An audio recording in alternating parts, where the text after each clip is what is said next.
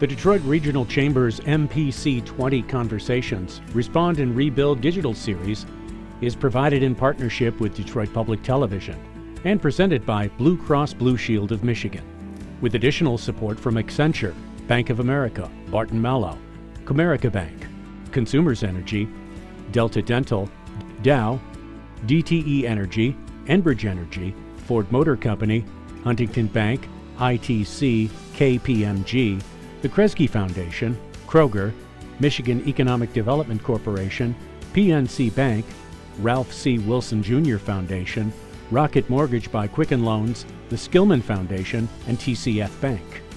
And by these supporters.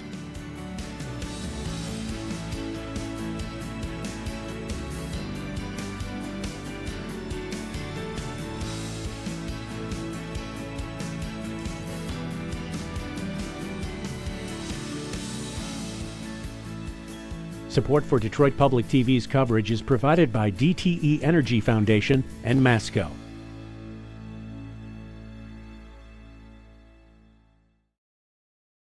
We are Enbridge, and we deliver the energy that fuels quality of life. We connect North American energy with communities across the continent and beyond. Our approach is grounded in respect for people and the environment. We've evolved to deliver the energy mix of today and tomorrow. Because life takes energy, and we deliver it. Right now, businesses need more than encouraging words of support or hashtags of solidarity. Hope won't solve the economic challenges. Businesses need business. And that's what Comerica Bank is here to do. Lead business back. At Comerica, we're providing millions in resources to help drive business to our communities. To find out how Comerica can help your local business, visit comerica.com/business.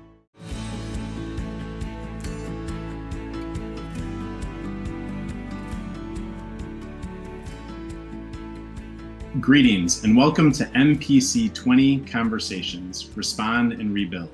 This is a 13-week digital series that will bring smart dialogue focused on our unprecedented challenges to Michiganders across the state. Thank you to the Detroit Regional Chamber, Detroit Public Television, and the many corporate and philanthropic partners for bringing the spirit of the annual Mackinac Policy Conference to us virtually during this critical time, when an in-person event focused on moving Michigan forward was unfortunately just not possible. Today, during the U.S. Senate race candidate town hall, you will hear first from Senator Gary Peters, followed by John James, president of James Group International. Moderators for both will be One Detroit and Detroit Public Television contributors Nolan Finley, editorial page editor for the Detroit News, and Stephen Henderson, host at WDET 101.9 FM.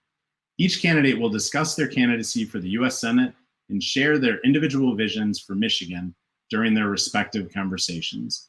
Thank you to sponsor Comerica Bank for making today's program possible. Enjoy. Senator Gary Peters, welcome. Thanks for joining us today. Great to be with you, Nolan.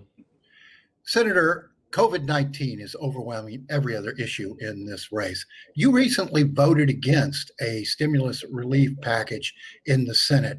Why didn't you support that bill? And what sort of package would you support for the next phase of COVID relief? Well, I believe we have to come together in a bipartisan way and deal with this crisis and put meaningful resources in. It's very clear that we still have a ways to go to get through this pandemic.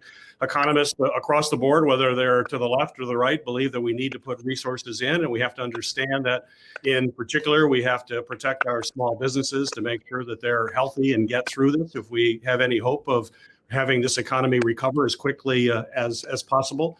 And we did that with the CARES Act. Democrats, Republicans came together. We passed the CARES Act, which provided resources necessary for our economy to stay moving forward. We're going to need to do more, but we need to do that together. The House passed a very comprehensive package several months ago. Unfortunately, Mitch McConnell, the Republicans, didn't bring the issue up for several months. Now they're before us. And in fact, in the negotiations, my understanding is Mitch McConnell wasn't even in the negotiations with the House, the Senate, and and the White House. So we've got to come together. It's got to be meaningful. It's got to be in good faith. We've seen negotiations move forward, and yet Mitch McConnell put out a proposal. Then he came back and had a vote on a proposal that was even smaller than the one he had before. And if he's serious about negotiations, we should go back to the table, say, let's come together. Let's do what we have done in the past. I take great pride in working in a bipartisan way. I demonstrate that every single day. In fact, the U.S. Chamber of Commerce has awarded me their inaugural Jefferson Hamilton Award for bipartisanship. The U.S. Chamber of Commerce is not a democratic organization, but they see me as someone who wants to come together and work in a bipartisan way. That's why I'm ranked one of the most bipartisan Democratic members of the Senate by the Lugar Center out of Georgetown University. I'm ranked as one of the most effective in actually getting things done because I bring folks together. Okay, Senator, the House bill was also a very expensive bill. Is there any discussion down there about how we pay for all of this stimulus relief? There's no question we have to make sure that we're on strong financial footing going forward. It has to be sustainable. I'm certainly very concerned about the deficit as it grows. But as we know right now, we're in the middle of a crisis. And when we came together with the CARES Act, that was money that needed to be spent to keep the economy going. We know if the economy had collapsed, it would be much more expensive. So in a time of emergency, you do need to put money into the system. But then you're going to have to take a look after we get through this crisis as to how that we can get back on a sound financial footing. And I would say, number one in that regards is you've got to get the economy to recover as quickly as possible. Economic growth is absolutely critical. And we're dealing with a deficit. You have to look at spending, you have to look at revenue, and you have to look at economic growth. But right now, our focus has to be on economic growth. How do we help small businesses? How do we help manufacturers get back up on their feet and make sure that investment in those jobs that are created in manufacturing translate into a stronger economy? That's got to be our focus over the next few months. So as we're dealing with a simultaneous public health crisis and economic crisis, we've got to first deal with the public health aspects, which means we've got to put more resources into testing and understanding. We've got to really make our supply chains a whole lot more resilient so that we have the supplies necessary to get through this. And then we've got to focus on the economy to make sure that we're helping families get through this, making sure small businesses get through this. And then as that economy recovers, so we can take a look at meaningful action to deal with the deficit. So one of the things that has been made really manifest during the COVID-19 pandemic is the weakness of our healthcare system. We're now coming up on about a decade of life under the Affordable Care Act, which of course expanded access to insurance and made some other changes, but there are obviously still a lot of inefficiencies. There are a lot of insufficiencies. Give us an idea of what you would support in terms of changes to the healthcare system, changes to the Affordable Care Act, to get more people covered, to lower costs, and make the system work better.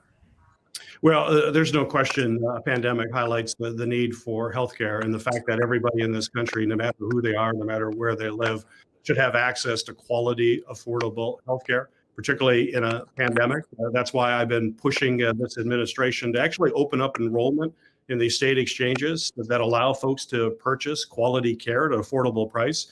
That enrollment only opens up once a year at the end of the year. It makes no sense to me not to open it up now when we're in the middle of a pandemic and people are fearful that they don't have that coverage. So that should happen. But we also have to expand on the Affordable Care Act and the ability for others to be able to sign up. We know right now, because of the Affordable Care Act in Michigan, over 1 million people now have access to health care that they didn't have before. People with pre-existing conditions have coverage, which is always a problem. And to hear folks say that we are going to repeal the Affordable Care Act I think is unacceptable. What we have to do is make sure we strengthen the Affordable Care Act, fix what may not be working right, but strengthen it. But for folks who support, for example, legislation that the Trump administration has right now that would just throw the Affordable Care Act out is unacceptable. And people who say that, well, I'll still protect pre-existing conditions, but have no plan. You actually have to have a plan. You can't have hollow words. Shallow talking points aren't going to deal with the immensity of this problem with healthcare. And I'll just mention one aspect. There are a lot of aspects to improve it, but one aspect is we have to reduce the cost of prescription drugs. Prescription drugs continue to rise at a level that's unacceptable. We need to have more competition. I've actually written legislation and passing legislation to deal with the escalating cost of prescription drugs and make sure generics, for example, can be more competitive and can bring down the cost.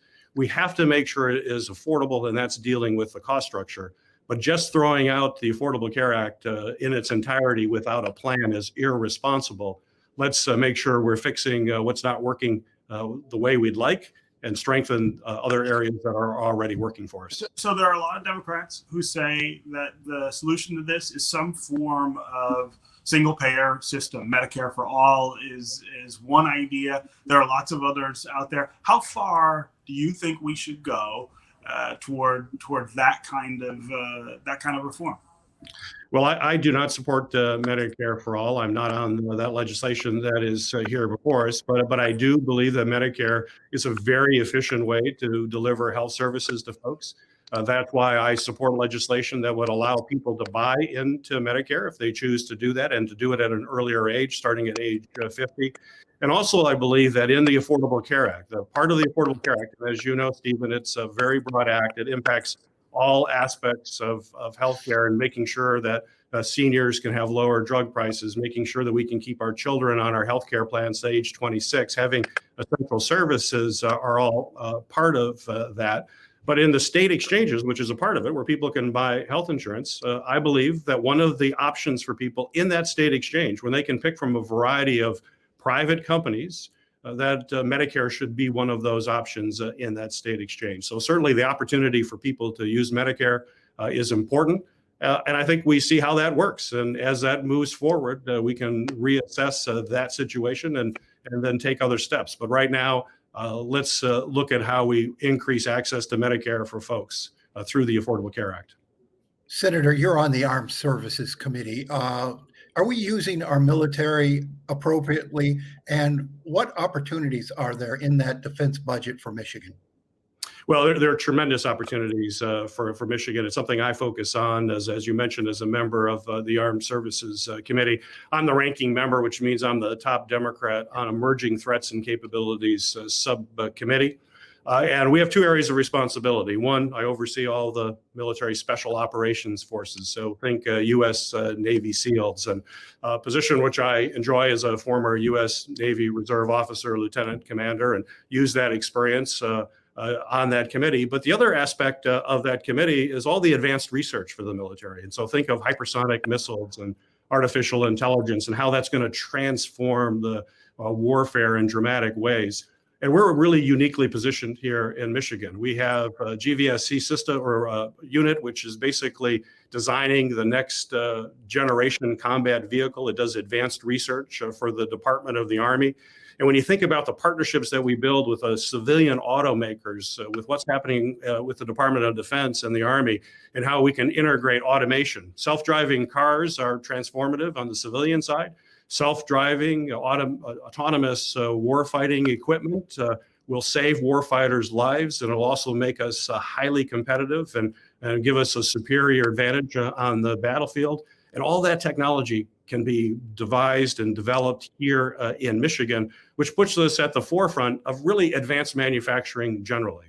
So I'm working to get more resources into the research and development that occurs here in Michigan, and then making sure that that kind of investment also translates into making Michigan a center for artificial intelligence and autonomy. And I'm very excited about the future for the state, but we've got to stay focused and continue to bring resources into the tremendous facilities that we have right here in Michigan, both in the private sector as well as the research done through the DoD in Michigan. So this election will be different from any other election any of us has experienced in our lives, and maybe different from any other kind of election we've had in the history of the country. There's a lot of concern about absentee voting and mail-in voting. Give me a sense of how concerned you are that we're not prepared for what will happen in November, and what do you think needs to happen in order to make sure that that people can cast their votes and that those votes get counted? Well, there's no question voting absentee is a safe and secure way of voting. We've been doing it for years here in Michigan. It's in the past, of course, it's been limited to folks, senior citizens, and folks who may have been out of town. But Michigan voters spoke loud and clear in 2018, said this should be available for everyone to be able to vote from the convenience of your home. Clearly, in the middle of a pandemic, it makes sense as well. So we know it's safe and secure. And I would certainly encourage folks to request that absentee ballot immediately if you haven't already requested it. Right now, I'm working with the Postal Service to make sure that some of the policies and procedures that were put in place by the new Postmaster General in July have been suspended, because when we saw those procedures put in place, we saw on-time mail delivery drop dramatically. We're hoping that will recover, and we're seeing some evidence of that now that these procedures have been put on hold, but we're going to stay focused on that. But I would encourage folks to get that ballot, fill it out as quickly as they feel comfortable, drop it in the mail, and if you're in with a week or two, make sure you utilize some of the drop boxes that our clerks are putting out all across the state. So the post office has had a lot of problems for a long time. You have talked about those problems for a long time. I wonder if you can talk about the opportunity to make change and whether we missed some of that opportunity while you've been one of the senators from here in Michigan. Well, there's no question that we need to work to make the Postal Service financially sustainable and more efficient in the years ahead. It has been a long-term effort to make that happen. And there are some common sense changes we can put in place. I've been working on some of those changes through my committee work. I'm the ranking member, the top Democrat on Homeland Security and Government Affairs Committee.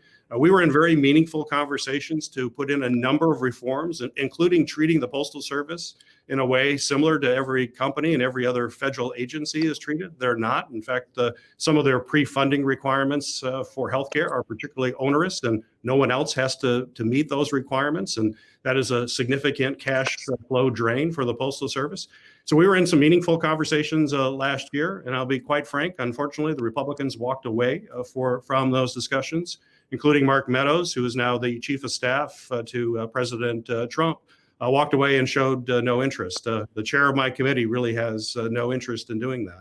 So I'm committed, and if reelected, look forward to building the kind of bipartisan consensus necessary to make sure that the Postal Service can continue to provide what they've done for over 200 years. And we have to remember the Postal Service is the only delivery agency, entity that delivers to every single address in the country. It is indispensable. It's why it actually is in the U.S. Constitution. And there are changes we can make, but we need to have the political will to do it. And up to this point, I have not been able to get that political will from Republicans. And I think there are unfortunately, many folks in the Republican Party that would like to privatize the Postal Service, which I am opposed to. We can make sure the Postal Service continues to provide a service to every American, regardless of where they live. Senator, the Trump administration has pursued a rather aggressive agenda on trade. Where do you stand on tariffs and the crackdown on China? Well, certainly we have to enforce trade agreements. I believe that is absolutely essential. I know that American workers and companies can outcompete anybody in the world. We just need to make sure there's a level playing field. And when we enter into trade agreements, we would expect everybody to actually abide by those rules. And when they don't, we need to hold them accountable. And certainly China has a long record of not abiding by trade rules that are in existence, and we need to step up. And in fact, I'm engaged right now to deal with a situation in Michigan where we have the Turkish government dumping cherries in the marketplace that is literally endangering the future of our cherry growers and producers in the Traverse City area, a key industry for us, an agricultural industry that's part of our DNA here in our state. And we need to get tough on the Turkish government.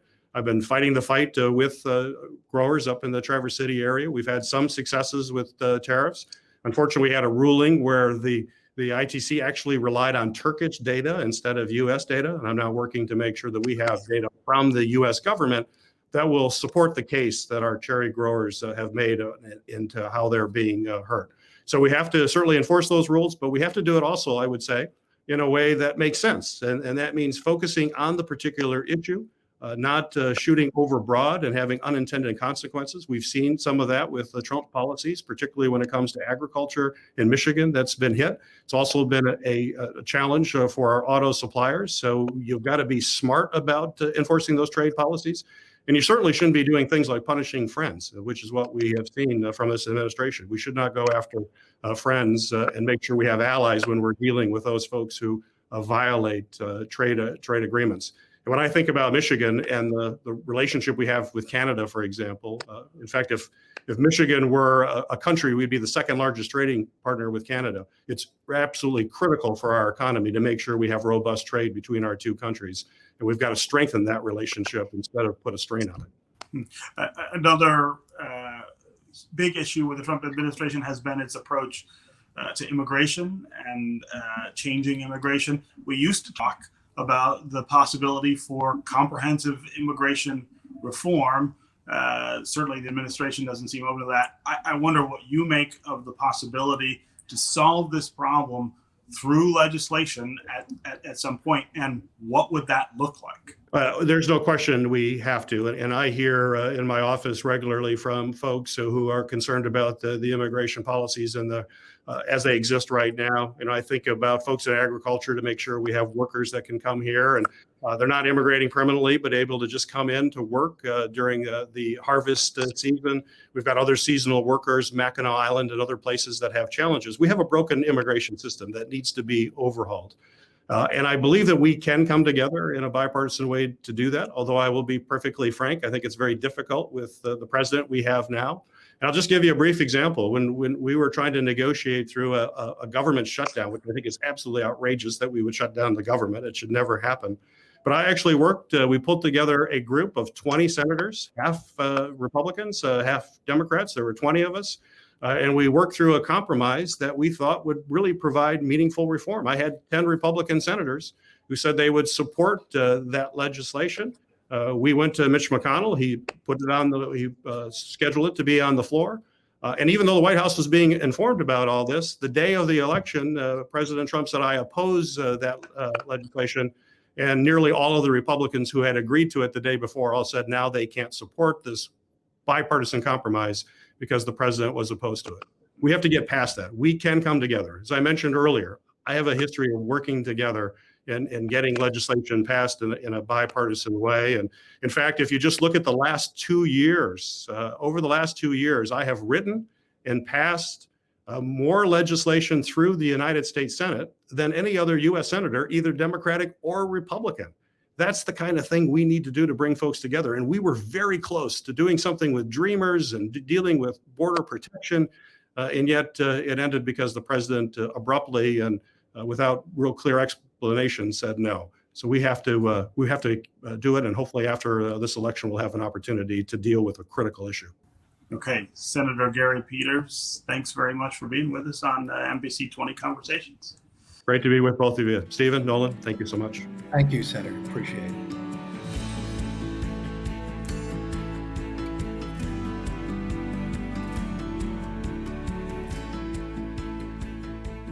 John James, thanks for joining us today. Welcome.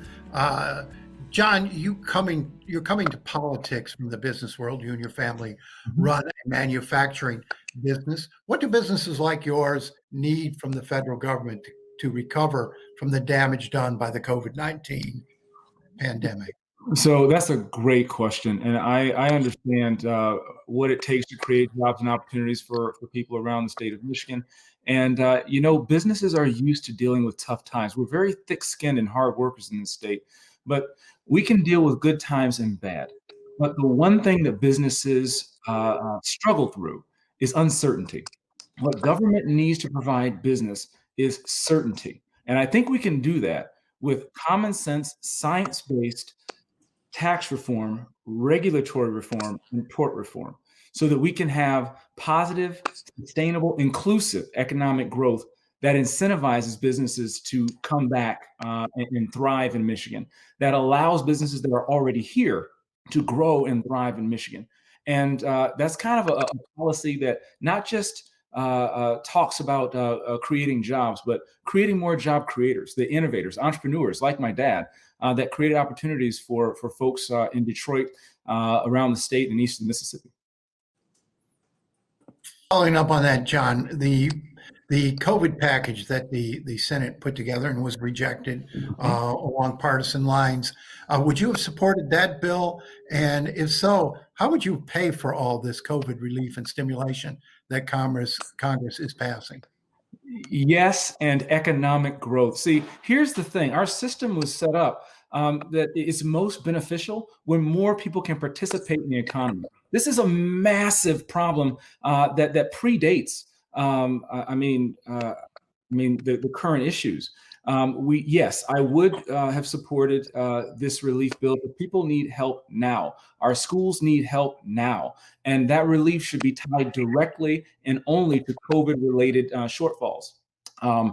I believe the way to pay for this is if we're making necessary spending decisions now, we also need to make necessary decisions for how we raise that money. And the best way to do that is to broaden the tax base, to create more opportunity rather than just knee-jerk increasing the tax rate. My opponent has voted in support of raising taxes 106 times since he's been in DC. And we're not going to be able to tax our way to prosperity. We need to grow our way to prosperity, but make sure more people can gain access to it. The focus of my term in the Senate will be increasing access and tearing down barriers.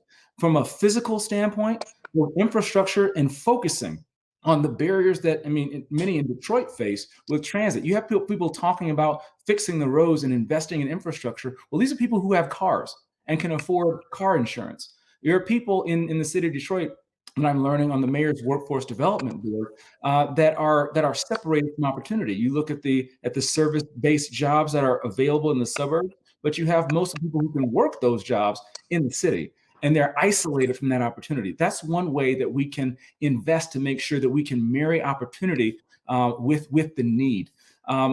They also have the health standpoint. I believe that COVID hit our state so hard because of generations of disinvestment in people. So we have a lot of work to do, and COVID recovery will hinge on tearing down barriers and increasing access so that we can grow job creators and have more people participate in a growing economy. John, you've been really critical of the Affordable Care Act. You called it a monstrosity, I think, in one of the ads that's running. But the question is always, what would you do instead? Give me an idea of what a John James approach to health reform would look like. Well, thank you for that question. That's a classic example of politics getting in the way and taking things out of context and intent. I said repeal and replace with something that would work in the real world. Since Obamacare was enacted, there are folks who work at my company who've had their choices reduced and their costs go up. You look at the price and deductibles increasing, and folks who are on high deductible plans are increasingly unable to afford their health care and have to ration their care. I would support a primary care provision so that people could go at no cost to themselves if you are on a high deductible plan to be able to get primary care visits throughout the year so that we can stay in better health. There's so much focus on healthcare insurance, not as much focus on health. Nutrition, there are food deserts around the state. We need to address that. But an overarching theme, my position is the same as it's always been, is we need to have a market-based, patient-centered approach that must cover pre-existing conditions. I think that through tort reform and regulatory reform, we can increase transparency in the healthcare industry. We can increase quality, we can increase choice, and we can decrease cost. And now doctors and patients will have the choice and the power, not the federal government and insurance companies. Sadly, my opponent has said that he believes that Medicare for all is eventually where we will go. I think that's dangerous. I think it reduces choice. I think that that's the wrong way to go. And I think it'll ultimately bankrupt our children's futures and send our seniors to the back of the line. Yeah. Well, actually, Senator Peters said he doesn't support Medicare for all in the interview that we've done here at the MPC20 conversations. But let me go back to something you said. You said it needs to make sure that we cover pre-existing conditions. How would you do that outside a reform package like the Affordable Care Act? What would ensure that pre-existing conditions are covered if you didn't have that? Well, I think that by actually legislating and getting that ground up feedback, like I said, you're going to need the regulatory reform required and the tort reform required to make sure that we can incentivize the people who are making these decisions to care for people who need it the most. My son has a pre-existing condition, and I recognize the need that we have to take care of everyone, especially the most vulnerable. I think the first start would be to make sure that we do everything we can to listen to the experts, and we continue to push for the reforms that we need, and get the legislation required. But we had market-based insurance before, and people's pre-existing conditions were not covered. Affordable Care Act changed that. What makes you think that the market will behave differently if you get? I said that we need to keep the parts of Obamacare that work, and we need to fix the parts that don't. And the part of Obamacare that works is covering pre-existing conditions. Okay, fair enough. Mr. James, as an African-American Republican, you're something of a unicorn in politics, and you're running in a year when suddenly America is embroiled in discussions about race and how to finally move the country past beyond its racist past. What are your thoughts on the Black Lives Matter movement, and what are your ideas for bringing equity and inclusion to American society? Well, my thoughts on it are informed by my personal experiences. I have addressed many times in every forum, regardless of race, the fact that this nation is the greatest nation in the world, but we can't forget that, I mean, to use Pharrell's terms, stolen lands built with swollen hands. I think that the way we fix this, the way we address this, the way we bring unity is not to tear down our past, but look at working how we build our future. I think addressing the root causes for this inequality is overwhelmingly socioeconomic immobility, financial anxiety, and our education system for generations has failed people who are most vulnerable. I think the root causes of this, I think, stem from the fact that you have an entire group of people, overwhelmingly African American, who don't see a better future or opportunity for themselves, which is why I talk about access. I also recognize that there is a race component here, and I get that firsthand when I can be stopped, have guns drawn on me in a parking lot in my parked car because someone perceived me as a threat. I also understand what it feels like to be pulled over and see the flashing lights in my rearview mirror and wonder if this is the night that maybe my baby son will see his dad die in the street. I understand what that feels like, but I also understand what it feels like to be an officer patrolling areas to keep people safe, putting my life on the line and leaving my family to do so with people who just as soon see me gone. I think that the ability to see and live in both worlds and understand what it's like is essential for that civility that you two talk so much about, is essential for bringing that unity that we all know we need. I recognize that this country, looking at some stats, if you look at a scale of 1 to 100, with 100 being close to civil war, and you two are familiar, we're almost 3/4 of the way there. I think that having leadership who is used to bringing nonpartisan solutions, both in the military and in business, being raised by two Democrats from the Jim Crow South to be an independent thinker, not owned by any party or process. I think that that's the best way to go. The way we make sure that we do what's best for everyone is to make sure that we have people who can relate to everyone and put politics second and people first. Police reform is part of the conversation that we're having. You talked there about the fear that you have interacting with police, but of course you were also an officer, a military officer. Give me an idea of what your sense of what's possible with police reform is. You have said that you don't agree with the idea of quote unquote defunding the police. So what what would you do? How would you reform policing in America?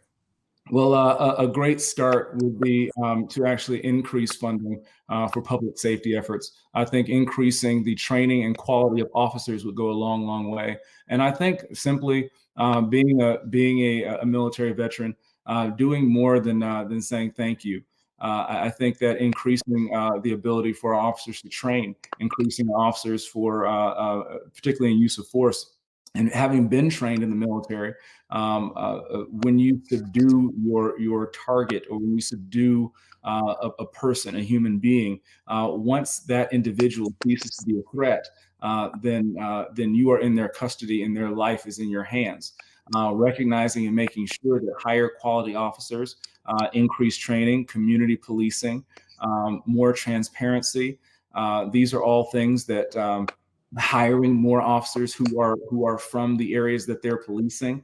I strongly believe that the government derives its mandate to govern from the people, and our police, our law enforcement officers are doing great work. But still, we need to have support so that our officers can be able to do their jobs and keep us all safe with the resource that they need. And so we increase understanding and communication among the police and the police. So the Obama administration did a lot of work putting together agreements with local police departments to do with the federal government a lot of the things that you're talking about. The Trump administration has pulled back on almost all of those. Would you oppose the Trump administration's Justice Department's approach to this issue?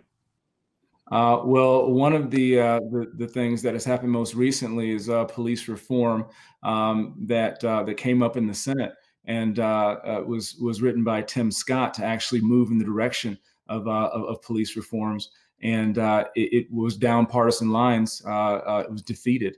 It didn't make enough votes to even come to the floor for debate. I'm running against a guy who has been calling for police reform for a couple of years.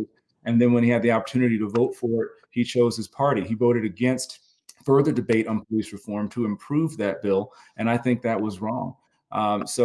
Yes, I believe that when you're talking about people's lives on the line, you can't prioritize a person or party. You have to do the right thing.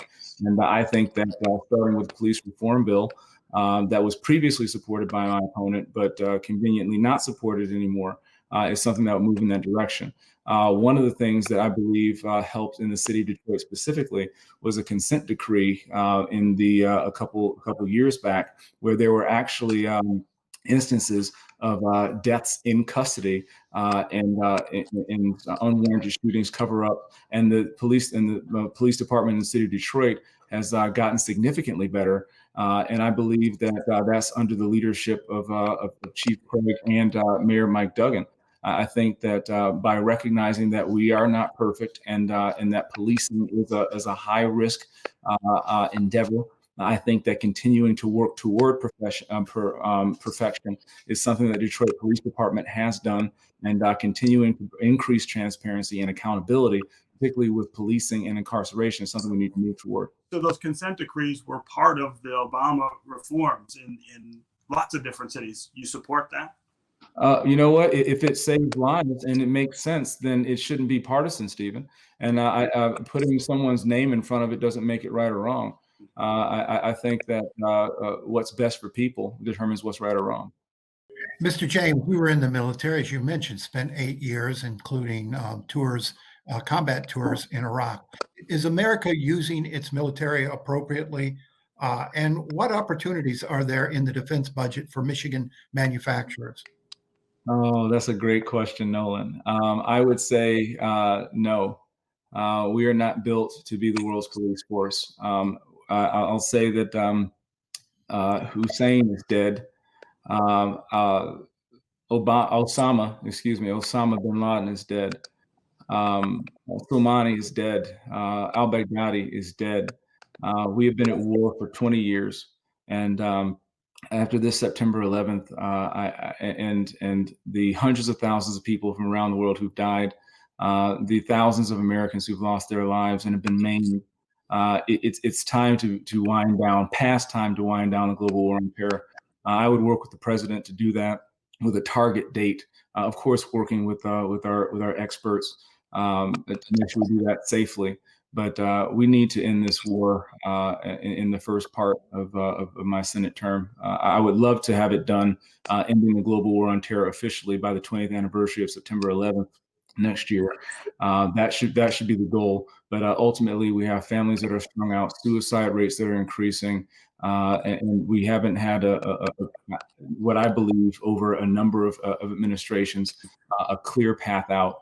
We have in the past Eisenhower, who warned us against the military-industrial complex, and I think that he was right. I think that right now, doing what we can to make sure that we have an American foreign policy that leverages our diplomacy, our alliances, to bring people to the table, uses our strong economy to bring them to their senses, and only as a very last resort, our military to bring their enemies to their knees. That should be the policy going forward, and only fight wars if we have to. Never fight them alone and never fight them long. We have a long way to go in ending foreign wars and beginning to invest and bring our children back home and bring our investments and put them in our own communities. And moving forward, I think that we have tremendous opportunity, particularly in Warren and in other places. The arsenal of democracy is in the Detroit area, and we already have existing military, aerospace, manufacturing, mass production. We've been able to win wars because of our economic might, our ability to produce. But just throwing money at the issue isn't a long-term solution. I think that we need to leverage our economic might, our American ingenuity, and be able to fight wars in the future, both asymmetric threats like cyber and counterterror, and also symmetric and conventional threats like hypersonic, space, as well as land, sea, and air. We're fighting people who are looking in terms of centuries and dynasties. We can't get out of the way of quarters and election cycles. We need a longer term vision. We need to focus on readiness, and we need to begin looking at unmanned combat so we don't have to put more Americans in harm's way. What about immigration reform? It's something that we used to talk about a lot in terms of the legislative work that needs to be done to change the way that people come to this country. What's your view of what changes are necessary, and what's your sense of the opportunity if you were to join the Senate to actually get that done? Immigration is an economic and moral imperative for the United States of America. We need more legal immigration to make sure that we can take our nation to the next level, both on the top STEM intellectual end. We're educating people in our colleges, and we're sending them away to compete against us. And on the manual end, our farmers are struggling for labor to process food and material and to keep their farms going. I think that we need to have a more welcoming, inclusive approach to our immigration system without sacrificing national security or leaving Americans behind. That's absolutely essential. America must remain that shining city on a hill, that beacon of hope. And I think we can do that without leaving Americans behind. I think that there's an immense opportunity to do that in the Senate, primarily because people recognize that having a safe, legal immigration system is ultimately and long-term beneficial for economic growth, which we're going to need to pull ourselves out of this economic crisis called COVID. Okay, John James, candidate for U.S. Senate. Thanks very much for joining us on MPC20 Conversations.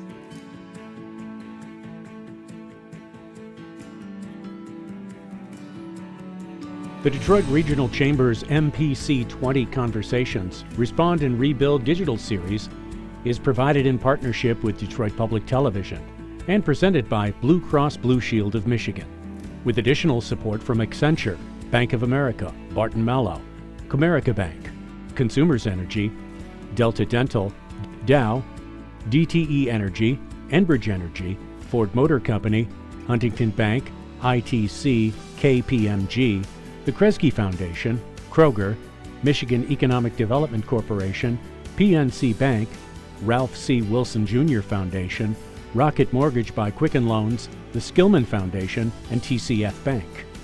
And by these supporters: